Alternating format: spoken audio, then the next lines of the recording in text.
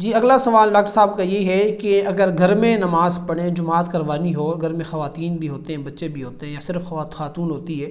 تو جماعت کیسے کروائیں گے؟ دیکھیں گھر میں بھی نماز کی جا سکتی ہے، خود نبی علیہ السلام سے ثابت ہے، ایک دفعہ آپ علیہ السلام کی نماز چلی گئی تو آپ نے اپنے گھر والوں کو جمع کر کے جماعت کروا دی تھی۔ اور باقی جماعت کے کروانے کے اندر جو کھڑا ہونے کا طریقہ ہے امام کے پیچھے، اس میں تھوڑا سا سمجھ لیں، تفصیل سے میں بتا دیتا ہوں۔ اگر تو ایک آدمی ہے اور ایک خاتون ہے، اس کی بیوی ہے، بیٹی ہے، یا جو بھی ہے محرم ہے، تو وہ اگر ایک خاتون ہے تو وہ امام کے بالکل پیچھے کھڑی ہوگی، جیسے پیچھے صف بنتی ہے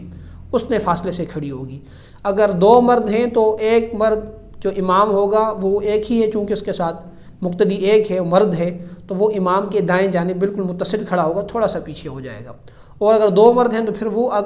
پیچھے اپنی پوری صف بنا لیں گے۔ اگر خاتون ایک ہے تو وہ بھی اسی طرح پیچھے صف بنائے گی۔ اگر ایک مرد ہے اور ایک خاتون ہے تو مرد جو ہوگا وہ امام کے ساتھ دائیں طرف کھڑا ہوگا، تھوڑا سا پیچھے ہٹ کے، اور جو خاتون ہوگی وہ بالکل پیچھے کھڑی ہوگی، الگ صف بنائے گی۔ اور پھر اگر زیادہ لوگ ہیں گھر کے اندر، تو بچے بھی ہیں اور مرد بھی ہیں، خواتین بھی ہیں، تو صف بنانے کا طریقہ یہ ہوگا کہ امام کے پیچھے جو بالغ مرد ہوں گے وہ کھڑے ہوں گے، اس کے بعد جو نابالغ بچے ہیں وہ کھڑے ہوں گے، اس کے بعد پھر خواتین کھڑی ہوں گی۔ گھر میں نماز پڑھتے ہوئے مکس اپ کھڑا ہونا درست نہیں، اس طرح نماز نہیں ہوگی کہ خواتین بھی اسی صف میں کھڑی ہیں، مرد بھی اسی صف میں کھڑے ہیں، اگرچہ وہ یہ خواتین جو آپ کی محرم خواتین ہیں، پھر بھی اس طرح کرنا درست نہیں ہے، بلکہ صف بنانے کا صحیح طریقہ یہ ہے کہ خواتین کی صف مردوں کی صف سے الگ ہو، اور اس کا یہی طریقہ جو میں نے عرض کیا۔ آذان میڈیا ہاؤس کو سبسکرائب کریں اور بیل کے آئکن کو پریس کریں تاکہ آپ ہماری تمام آنے والی ویڈیوز کو دیکھ سکیں۔ جزاکم اللہ۔